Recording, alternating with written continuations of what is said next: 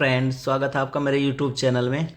तो आज की क्लास में हम देखने वाले हैं प्रश्न संख्या 7 एक्सरसाइज 6.2 क्लास 10 मैथ। और अध्याय चल रहा है हमारा छठा, जिसका नाम है त्रिभुज। तो चलिए वीडियो को बिना देर के शुरू करते हैं और देखते हैं कि प्रश्न नंबर 7 में क्या दिया गया है। क्वेश्चन नंबर 6 हम पिछली क्लास में कंप्लीट कर चुके हैं, तो इसमें देखते हैं हम प्रश्न नंबर 7। तो चलिए देखते हैं कि क्या दिया गया है। यहाँ पर हमें बोला गया है कि प्रमेय 6.1 जो है सबने मतलब मैंने करवाई है, वो पढ़ी होगी। उसके आधार पर उसका प्रयोग करते हुए हमें सिद्ध करना है कि एक त्रिभुज की एक भुजा के मध्य बिंदु से होकर दूसरी भुजा के समांतर खींची गई रेखा जो है तीसरी भुजा को समद्विभाजित करती है।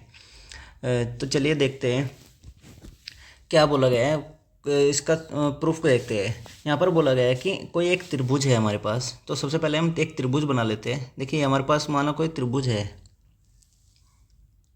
ओके। इसको हम नाम दे देते हैं ए, बी और सी। यहाँ पर बोला गया है कि किसी एक भुजा के कोई एक भुजा ले लीजिए आप इसकी। हमने माना ए, हमने भुजा ले ली इसकी ए बी। इसका एक मध्य बिंदु लिया। याद रखना मध्य बिंदु जो होता है वो रेखा को दो बराबर भागों में विभाजित करता है। इसका एक कोई एम ले लिया हमने मध्य बिंदु, यानी जो ए एम और बी एम होगा वे आपस में क्या होंगे, दोनों भाग बराबर होंगे। ये चीज़ याद रखनी है, ओके। यहाँ पर बोला गया है कि मध्य बिंदु से होकर दूसरी भुजा के समांतर, यानी जो ए सी है इसके समांतर हमें एक रेखा खींचनी है। चलिए इसके समांतर एक रेखा खींचते हैं। ये हमने इसके समांतर एक रेखा खींच दी दूसरी भुजा के समांतर।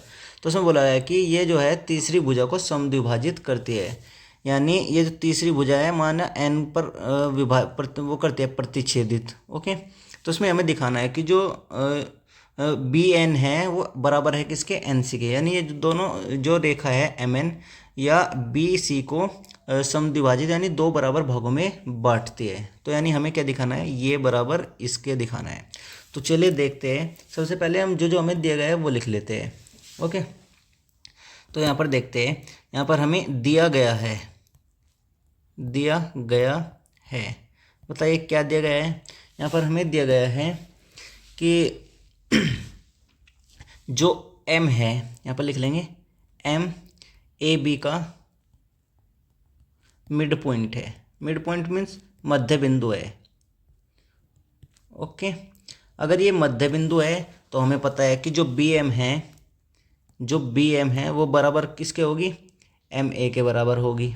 किसके बराबर होगी, एम ए के बराबर होगी, ओके। नेक्स्ट, यानी इसको हम लिख लेते हैं। ये हमें क्या कर रहा है, गिवन पॉइंट है बी एम बराबर एम ए।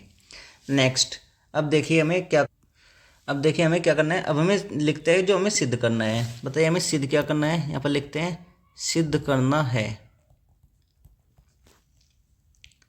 बताइए सिद्ध क्या करना है हमें। सिद्ध करना है हमें कि बी एन जो है वो बराबर है किसके, एन सी के। या फिर लिख लेते हैं क्या कि एम एन जो है, एम एन रेखा या भुजा, इसको आप भुजा भी कह सकते हो, एम एन भुजा बी सी को समद्विभाजित करता है। ये तो प्रूफ करना है। समद्विभाजित मतलब दो बराबर भागों में बांटता है, समद्विभाजित करती है, एम एन रेखा है करती है। अर्थात हमें प्रूफ क्या करना पड़ेगा, यहाँ पर हमें यहाँ प्रूफ करना पड़ेगा कि जो बी एन है यानी बी एन इक्वल होगी किसकी, यानी बी एन इक्वल होगी किसके, एन सी के। ये हमें दिखाना है, यानी हमें प्रूफ करना है। तो चलिए देखते हैं। यहाँ पर हमें एक चीज़ और दी गई है, एक बात और दी गई है, और वो क्या है, दूसरी बात हमें क्या दी गई है। इसको मैं थोड़ा नीचे कर देता हूँ। यहाँ पर एक पॉइंट और दिया गया है हमें। देखिए एक पॉइंट तो दिया गया है कि जो एम है वो ए बी का मिड पॉइंट है, यानी बी एम जो है बराबर है किसके, एम ए के। एक पॉइंट तो ये दिया गया है। दूसरा पॉइंट हमें दिया गया है क्या, कि जो एम एन है, एम एन वो पैरेलल है किसके, एक पॉइंट तो ये हो गया और एक पॉइंट हो गया ये, एम एन जो है वो पैरेलल है किसके, ए सी के, ओके। अब हम प्रमेय पॉइंट उसका प्रयोग करेंगे, प्रमेय 6.1 का। उसमें क्या दिया गया है, प्रमेय जो है हमारी 6.1 उसके अनुसार क्या बताया गया है। प्रमेय 6.1 के अनुसार यदि किसी त्रिभुज की एक भुजा के समांतर कोई रेखा खींचते हैं तो वह रेखा अन्य दो भुजाओं को जिन बिंदुओं पर प्रतिच्छेदित करती है वे बिंदु भुजाओं को क्या करते हैं, दो समान अनुपात में विभाजित करते हैं। अर्थात हम कह सकते हैं कि यानी ये जो बिंदु है M और N, ये भुजा ए बी और भुजा बी सी को समान अनुपात में विभाजित करेंगे। अर्थात यहाँ पर हम लिख सकते हैं क्या कि यदि, यहाँ पर हम लिख सकते हैं यदि एम एन पैरेलल है किसके, ए सी के, तो बताओ अगर ये वाली रेखा एम एन ये पैरेलल है इसके, तो बी एम और ए सी ए एम का अनुपात, एम ए का अनुपात, यानी तो यहाँ लिख सकते हैं तो बी एम और जी एम ए का अनुपात बताओ किसके बराबर होगा, वो बराबर होगा बी एन और एन सी के अनुपात के।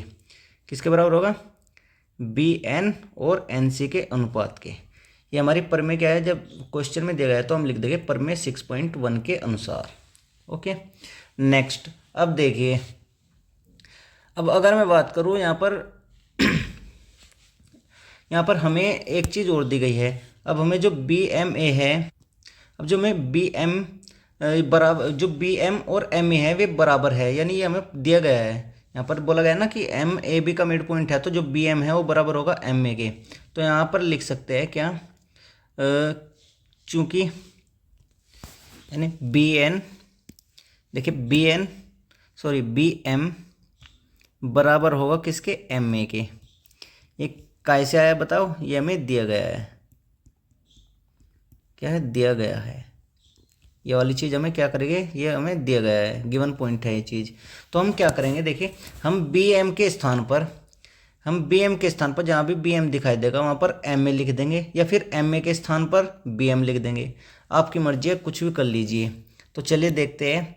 अगर मैं बात करूँ, ये इक्वेशन हम 1 मान लेते हैं, इक्वेशन 1 से, तो बताओ इक्वेशन 1 से, ओके इक्वेशन 1 क्या है हमारी बताओ, मैं पूरा लिख देता हूँ। बी एम बटे एम ए, ये हमारी इक्वेशन 1 है, B N upon N C. Okay देखिए, अगर मैं बात करूँ बी एम बराबर एम ए के, यानी बी एम के स्थान पर एम ए लिख लो या फिर एम ए के स्थान पर बी एम लिख लो, आपकी मर्जी है। तो हम बी एम के स्थान पर एम ए लिख लेता हूँ, तो ये क्या हो जाएगा, ये हो जाएगा एम ए, और नीचे भी क्या हो जाएगा एम ए, और बराबर यहाँ पर क्या होगा बी एन अपॉन एन सी।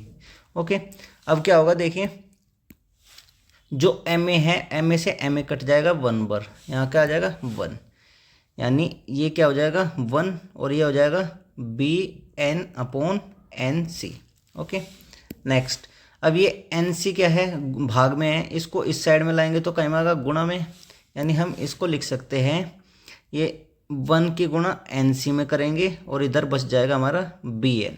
जब 1 की गुणा किसी भी चीज़ में कर लो आप, गुणा करने पर वही चीज़ आती है, यानी ये हो जाएगा एन सी बराबर बी एन के। ओके ये चीज़ आ गई हमारे पास।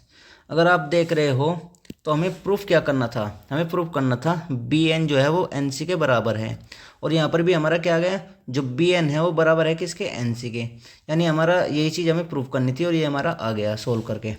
तो ये क्या हो गया हमारा, ये हमारा प्रूव्ड हो गया। ओके इसको हम लिख सकते हैं अब प्रूव्ड, यानी हम क्या कर सके, सिद्ध कर चुके हैं। तो बस इस क्वेश्चन में बस इतना ही करना था, इससे ज़्यादा कोई और स्टेप नहीं यूज़ करने थे। तो आज की क्लास में बस ये क्वेश्चन नंबर 7 ही करेंगे हम। नेक्स्ट क्वेश्चन यानी प्रश्न नंबर 8 वो अगली क्लास में करेंगे। अगर वीडियो अच्छी लगी हो तो एक लाइक और शेयर ज़रूर कर देना। धन्यवाद।